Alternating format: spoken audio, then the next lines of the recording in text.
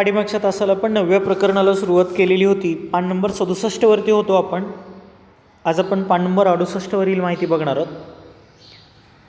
माहीत आहे का तुम्हाला, व्यापार ही संकल्पना अतिप्राचीन काळापासून अस्तित्वात आहे. बघा, व्यापार ही संकल्पना अतिप्राचीन काळापासून अस्तित्वात आहे.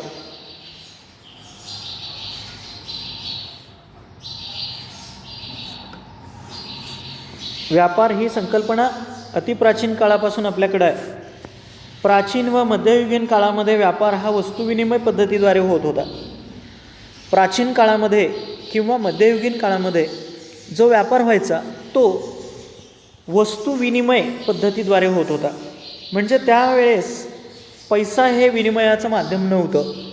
म्हणजे आज कसं आपण एखाद्या दुकानामध्ये जातो, एखादी वस्तू आपल्याला खरेदी करायची असेल तर आपण त्या दुकानदाराला पैसे देतो आणि त्याच्या बदल्यामध्ये वस्तू घेतो.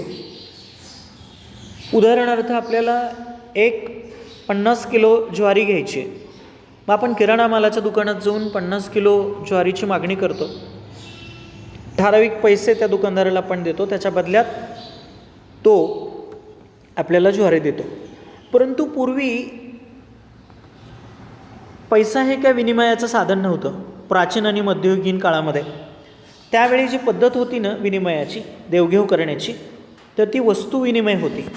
म्हणजे समजा तुम्हाला ज्वारी हवी आहे, तुमच्याकडे ज्वारी भरपूर झालेली आहे आणि समोरच्याकडं गहू जास्त उत्पादित झाला आहे, तर तुम्ही ज्वारी त्या व्यक्तीला द्यायची आणि त्याच्याकडचा गहू तुम्ही घ्यायचा. म्हणजे एका वस्तूच्या बदल्यात दुसरी वस्तू घेणं देणं, ह्याला वस्तू विनिमय असं म्हणतो आपण. तर वस्तू विनिमय ही पद्धत होती. यामध्ये वस्तूंच्या बदल्यात वस्तूंची देवाणघेवाण होत असे. वस्तू विनिमय पद्धतीमध्ये वस्तूंच्या बदल्यामध्ये वस्तूची देवाणघेवाण होत असे. श्रमाच्या मोबदल्यामध्ये धान्य किंवा धान्याच्या मोबदल्यामध्ये तेल, मीठ, दूध, मध इत्यादी पदार्थांची देवाणघेवाण होत असे. आता समजा तुम्ही एखाद्याच्या घरी, एखाद्याच्या शेतात काम केलं, म्हणजे श्रम केलं, त्याच्या बदल्यामध्ये आपल्याला मिळायचं धान्य किंवा धान्याच्या मोबदल्यामध्ये तेल, मीठ, मध, दूध इत्यादी पदार्थांची देवाणघेवाण व्हायची. या व्यापारात चलनाचा वापर होत नव्हता. या व्यापारामध्ये चलनाचा व्यापार होत नव्हता, वस्तूंचा वापर व्हायचा. या व्यापारामध्ये चलनाचा वापर व्हायचा नाही, वस्तूंचा होत होता. कारण पैसा हे चलन आहे आपल्याकडं आत्ता उपलब्ध, त्याच्या माध्यमातून आपण व्यापार करतो. परंतु पूर्वी चलन नसल्याकारणानं वस्तूचा वापर लोक व्यापारासाठी करायचे. घरातील जुन्या कपड्यांच्या मोबदल्यामध्ये भांडी, डबे देणारे व्यावसायिक आजही दिसतात. आज जरी आपण पाहिलं तर घरातले जे जुने कपडे आहेत त्याच्या बदल्यामध्ये भांडी किंवा डबे देणारे बरेचसे लोक आपल्याला दिसतात. परंतु यामध्ये वस्तूचे योग्य मूल्य ठरवताना अडचणी निर्माण होतात. परंतु वस्तूचं मूल्य म्हणजे किंमत ठरवताना अडचण निर्माण होते. पूर्वीही अशा अडचणी निर्माण होत असत. पूर्वीसुद्धा अशा अडचणी यायच्या ना, की एखाद्या वस्तूचं मूल्य किती गृहीत धरावं, एखाद्या वस्तूची किंमत किती गृहीत धरावी हे निश्चित करता येत नाही ना. यावर उपाय म्हणून पुढे चलनाचा वापर सुरू झाला. आणि म्हणून तर एखाद्या वस्तूचं मूल्य निश्चित करण्यासाठी वस्तूचा वापर न करता चलनाचा वापर करायला सुरुवात झाली. आज आधुनिक जगात चलनाद्वारेच व्यापार होतो. आज जगभराचा आपण विचार जर केला तर पैसा किंवा ज्याला आपण मनी असं संबोधतो ते चलन आहे. ह्या चलनाद्वारे व्यापार होतो. परंतु आजही काही दुर्गम भागात आदिवासी जमातींमध्ये अल्प प्रमाणात वस्तू विनिमय पद्धत अस्तित्वात आहे.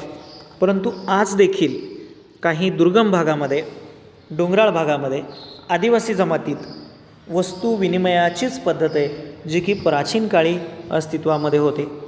आपण बघू शकतो इथं वस्तू विनिमय पद्धत दाखवलेली आहे. इथं म्हणजे इथं काही वस्तू आणलेल्या आहेत, ह्या वस्तूंच्या बदल्यातच विकल्या जात आहेत. ह्याला आपण म्हणतो वस्तू विनिमयाची पद्धत. बघा, व्यापारामध्ये वस्तूंची खरेदी विक्री होते हे आपण पाहिलेलं आहे. व्यापार होतो म्हणजे काय होतं, वस्तूंची खरेदी विक्री होते. पण वस्तूंची देवाणघेवाण न होता सुद्धा व्यापार होतो, हे तुम्हाला माहिती आहे का? उदाहरणार्थ, भाजीवाल्याला पैसे देऊन त्या बदल्यात भाजी मिळते, पुस्तकांची किंमत देऊन त्याच्या बदल्यात पुस्तक मिळतं, वाहनातून प्रवास केल्याबद्दल शुल्क द्यावं लागतं, त्या बदल्यात कुठली वस्तू मिळते? म्हणजे भाजीवाल्याला आपण पैसे देतो, त्याच्या बदल्यात आपल्याला भाजी मिळते, पुस्तकाची किंमत आपण करतो, त्याच्याबद्दल आपल्याला पुस्तक मिळतं. परंतु समजा एस टीतून आपण प्रवास केला, त्या प्रवासाचं आपण तिकीट काढलं म्हणजे शुल्क दिलं, त्याच्या बदल्यात आपल्याला कुठली वस्तू मिळते? काय वस्तू मिळते? आपण एस टीनं प्रवास केला, समजा पिंपळनेरहून आपण कुर्डुवाडीला प्रवास केला, 20 रुपये तिकीट दिलं, आपण प्रवास केला. आपण एस टीतून खाली उतरताना तो कंडक्टर आपल्याला कुठली वस्तू देतो? काहीच देत नाही. डॉक्टर, वकील यांच्याकडून मिळालेल्या सल्ल्याबद्दल मोबदला द्यावा लागतो, त्या बदल्यात कोणती वस्तू मिळते? म्हणजे डॉक्टर लोक किंवा वकील लोक आपल्याला जो सल्ला देतात त्याच्या बाबतीत आपल्याला मोबदला द्यावा लागतो, पैसे मोजावे लागतात. आणि आपण जे पैसे मोजतो त्याच्या बदल्यात तुम्हाला कोणती वस्तू मिळते? तुम्ही सिनेमाला जाता, सिनेमागृहात जाण्यासाठी तिकिटाचं शुल्क द्यावं लागतं, तिकीट घ्यावं लागतं. ते कशासाठी? तुम्ही केशकर्तनालयात जाऊन केस कापून घेता व त्याच्यासाठी तुम्ही मोबदला देता. तो का? वरील घटनांमध्ये त्याचं भौगोलिक स्पष्टीकरण असं दिलेलं आहे की वरील घटनांमध्ये दृश्य वस्तूंची खरेदी विक्री होते तेव्हा त्यास दृश्य व्यापार म्हणतात, परंतु जेव्हा सेवांची देवाणघेवाण होते त्यावेळेस त्याला अदृश्य व्यापार म्हणतात. तुम्हाला परीक्षेला पण विचारलं जाण्याची शक्यता आहे की दृश्य व्यापार म्हणजे काय किंवा अदृश्य व्यापार म्हणजे काय, हे तुम्हाला सांगता आलं पाहिजे. दृश्य व्यापार म्हणजे काय? तर दृश्य वस्तूंची खरेदी विक्री ज्यावेळेस होते तेव्हा त्यास दृश्य व्यापार म्हणतात, परंतु जेव्हा सेवांची देवाणघेवाण होते त्यावेळेस त्याला अदृश्य व्यापार म्हणतात. आता बघा, समजा आपण दुकानात गेलो, आपण दुकानात गेल्यानंतर पुस्तकाची मागणी केली, आपण 50 रुपयाचं पुस्तक घेतलं, म्हणजे आपण जे दुकानदाराला पैसे देतो ते प्रत्यक्षात देतो, दृश्य स्वरूपात देतो, खिशातले काढतो, दुकानदाराला देतो, दुकानदाराला पण दिसतात ना पैसे, तो पैसे हातात घेतो, आपल्याला पुस्तक देतो, म्हणजे आपण पैसे त्याला देतो, तो आपल्याला पुस्तक देतो. दृश्य वस्तूंची खरेदी विक्री म्हणायचं ह्याला. दिसणाऱ्या वस्तूंची पैसे देतो, वस्तू तो आपल्याला देतो, दृश्य व्यापार. परंतु कधीकधी अदृश्य स्वरूपाचा व्यापार आपल्याकडनं होतो. म्हणजे काय? सेवांची देवाणघेवाण होते. आपण डॉक्टरांच्याकडे गेलो, डॉक्टरांनी आपल्याला तपासलं, औषधं लिहून दिली, बरोबर. डॉक्टरांना आपण 100 रुपये दिले त्यांची फी म्हणून. डॉक्टरांनी येताना आपल्याला काय दिलं? काहीच नाही दिलं. म्हणजे त्यांनी त्यांची सेवा दिली आपल्याला, त्या सेवेचे पैसे त्यांनी घेतले, ह्याला आपण अदृश्य व्यापार असं म्हणतो. या ठिकाणी आपल्याला दिसतं आहे दृश्य व्यापार. दृश्य व्यापार चित्रामध्ये दाखवलेले म्हणजे हे पैसे ह्या भाजीवाल्याला दिले जात आहेत, बरोबर आहे. ह्या भाजीवाल्याला पैसे दिले जात आहेत आणि त्याच्या बदल्यात ही भाजी तो देतो आहे, म्हणजे दृश्य स्वरूपात होणारा व्यापार, त्याला दृश्य व्यापार म्हणतो. परंतु या ठिकाणी आपण बघतो आहे अदृश्य व्यापार दाखवलेला आहे. अदृश्य व्यापार बघा, इथे एक व्यक्ती आहे, आजारी आहे, ती डॉक्टरांच्याकडे गेली, त्या डॉक्टर त्याला तपासतात, औषधं लिहून देतात. ही व्यक्ती तपासणीची फी म्हणून डॉक्टरांना पैसे देतो, त्याच्या बदल्यात या डॉक्टर त्याला सेवा देतात, सेवेचे पैसे तो मोजतो आहे. हा झाला अदृश्य व्यापार. कारण डॉक्टर ज्यावेळेस सेवा देतात त्यावेळेस सेवेखेरीज त्या काही वस्तू देत नाहीत कुठली, त्याला आपण अदृश्य व्यापार असं संबोधतो. आता व्यापाराचे काही प्रकार इथं दिलेत, ते बघूयात आपण.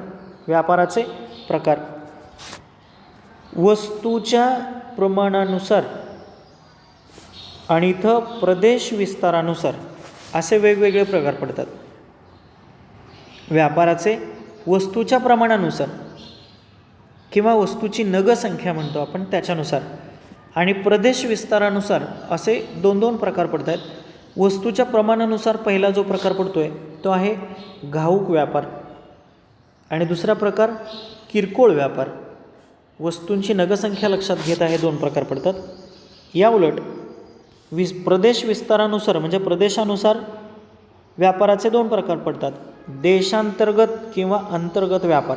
देशांतर्गत व्यापार किंवा अंतर्गत व्यापार म्हणजे कसं, देशातल्या देशात होणारा व्यापार. समजा भारतातील एखादा व्यापारी तो त्याचा माल भारतात उत्पादित करतो आणि भारतातच विकतो, याला म्हणतो आपण देशांतर्गत किंवा अंतर्गत व्यापार. दुसरा हा जो प्रकार आहे तो म्हणजे आंतरराष्ट्रीय व्यापार किंवा बहिर्गत व्यापार. म्हणजे आपल्यातला एखादा उत्पादक आपल्या देशात वस्तू बनवतो परंतु तो परदेशात विकत असेल तर त्याला आंतरराष्ट्रीय व्यापार किंवा बहिर्गत व्यापार असं म्हटलं जातं. आता वस्तूच्या प्रमाणानुसार कोणकोणते प्रकार पडतात ते आपण सविस्तरपणे बघूया. वस्तूंच्या संख्येच्या प्रमाणानुसार घाऊक व्यापार आणि किरकोळ व्यापार असे दोन प्रकार पडतात. आता घाऊक व्यापार म्हणजे काय, तर व्यापारी मोठ्या प्रमाणावर मालांची खरेदी करतात. उत्पादकाकडून ही खरेदी थेट केली जाते. खरेदी केलेल्या मालाची विक्री देखील मोठ्या प्रमाणावर किरकोळ व्यापाऱ्यांना केली जाते. त्यावेळेस होणारा व्यापार म्हणजे घाऊक व्यापार, ज्याला आपण होलसेलर म्हणतो. होलसेल करणारा होलसेलर. आपण पण नाही का म्हणत एखादी वस्तू होलसेलमध्ये एखाद्या ठिकाणी मिळते. होलसेल म्हणजे घाऊक व्यापार. आता ह्याची वैशिष्ट्य काय आहेत बघा. एक म्हणजे व्यापारी मोठ्या प्रमाणावरती मालाची खरेदी करतात. घाऊक व्यापारी काय करतात, माल मोठ्या प्रमाणावरती खरेदी करतात. उत्पादकाकडून ही थेट खरेदी केली जाते म्हणजे कंपनीकडनंच थेट माल उचलला जातो. खरेदी केलेल्या मालाची विक्री देखील मोठ्या प्रमाणावरती होते. मोठ्या प्रमाणावरती विकला जातो हा माल. कुणाला, तर किरकोळ व्यापाऱ्यांना विकला जातो. त्यावेळेस त्याला आपण घाऊक व्यापार असं म्हणतो. उदाहरण सांगायचं झालं तर पिंपळनेरमधलं एखादं किराणाचं दुकान असेल, तो दुकानदार त्याला आपण किरकोळ व्यापारी म्हणतो. म्हणजे आपण काही ठराविक वस्तू 4-2 वस्तू जशा संपतील तशा पण पटकन जाऊन आणतो ना. म्हणजे समजा आपल्याला एखादी डाळ आणायची, कुठलीही डाळ आणायची, मुगाची तुरीची डाळ आणायची. आपण काय 50 किलो डाळ घेऊन येत नाही, बरोबर. जास्तीत जास्त 1 किलो, 1.5 किलो, 2 किलो फार झाली ती, बरोबर. 250 ग्रॅम, अर्धा किलो वगैरे अशा हिशोबाने आपण आणतो. परंतु हा जो दुकानदार आहे आपल्या गावातला, तो घाऊक व्यापाऱ्याकडनं म्हणजे समजा तो टेंभुर्णीला किंवा अकलूजला, पंढरपूरला, तिथून तो मोठ्या प्रमाणात माल उचलतो. तो जो पंढरपूरवरनं, अकलूजवरनं किंवा टेंभुर्णीवरनं जो माल उचलतो ना, ज्या व्यापाऱ्याकडनं उचलतो त्याला आपण घाऊक व्यापारी म्हणतो. कारण हा घाऊक व्यापारी फार मोठ्या प्रमाणामध्ये माल खरेदी करत असतो आणि कंपनीकडनं थेट त्याच्यात माल आलेला असतो. तो माल आपल्या इथला किरकोळ व्यापारी आपल्या गावात आणतो आणि आपण तो माल त्याच्याकडनं घेतो. कारखानदार, शेतकरी इत्यादींकडून घाऊक व्यापारी मोठ्या प्रमाणावरती मालाची खरेदी करतात. उदाहरणार्थ आंब्याचे किंवा संत्र्याचे बागायतदार बागेतील संपूर्ण उत्पादन घाऊक व्यापाराला विकतात. मोठमोठे कारखानदार असतील, शेतकरी असतील इत्यादींच्याकडनं हे घाऊक व्यापारी काय करतात, मोठ्या प्रमाणात माल खरेदी करतात. उदाहरणार्थ आपल्याकडं डाळिंब पिकतं, डाळिंबाच्या बागा असतात. डाळिंबाच्या बागेतला आपला माल आपण काय 1-1 किलो नेऊन विकत नाही. विकतो का, नाही. मग कुणाला विकतो, व्यापाऱ्याला. तो व्यापारी आपल्या बागेतील अख्खं डाळिंब घेऊन जातो, बरोबर आहे. 3-3, 4-4, 5-5 लाख रुपये किमतीचं तो डाळिंब घेऊन जातो. त्याला आपण म्हणतो घाऊक व्यापारी. तसं आंब्याचं किंवा संत्र्याचे बागायतदार असतील, बागेतील संपूर्ण उत्पादन घाऊक व्यापाराला विकतात. हे झालं घाऊक व्यापाराबद्दल. आता किरकोळ व्यापार, ज्याला आपण रिटेलर म्हणतो. किरकोळ व्यापारी जो असतो त्या व्यापाऱ्याला आपण काय म्हणतो? रिटेलर. मोठ्या घाऊक व्यापाऱ्यांकडून माल घेऊन व्यापारी थेट उपभोक्त्याला हा माल विकतात, याला किरकोळ व्यापार म्हणतात. म्हणजे मगाशी सांगितलं तसं आपल्या गावातला एखादा दुकानदार अकलूज, टेंभुर्णी किंवा पंढरपूरच्या मोठ्या व्यापाऱ्याकडून माल घेऊन येईल, म्हणजे होलसेलमध्ये माल आणेल आणि तो त्याच्या दुकानात ठेवेल. आपण तो माल विकत घेऊ, म्हणजे आपण उपभोक्ते. आपण कोण आहोत? उपभोक्ते. किरकोळ व्यापारी घाऊक व्यापाऱ्यांकडनं माल घेऊन उपभोक्त्याला विकतो तेव्हा त्याला किरकोळ व्यापार असं म्हणतात. यामध्ये वस्तूंचं प्रमाण कमी असतं. उदाहरणार्थ, किरकोळ विक्री करणारे दुकानदार, मंडईमधील भाजी विक्रेते इत्यादी. गावातलं एखादं छोटं दुकान असतं, फार थोडा माल असतो त्याच्यामध्ये, त्याला किरकोळ व्यापारी म्हणतो आपण. त्याच्याकडनं आपण ज्यावेळेस कमी प्रमाणामध्ये वस्तू घेतो त्याला किरकोळ व्यापार म्हणतात. हे झाले नगानुसार 2 प्रकार, घाऊक व्यापार आणि किरकोळ व्यापार. आता प्रदेश विस्तारानुसार काही प्रकार पडतात व्यापाराचे.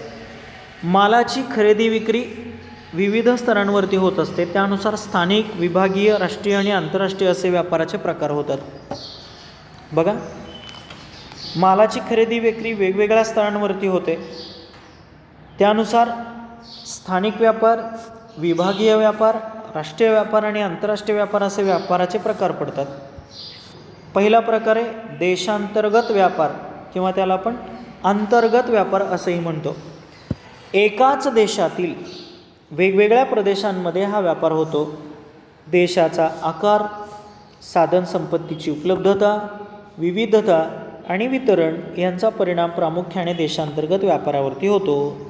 आता बघा, देशातल्या देशात होणारा व्यापार ह्याला आपण अंतर्गत व्यापार म्हणतो.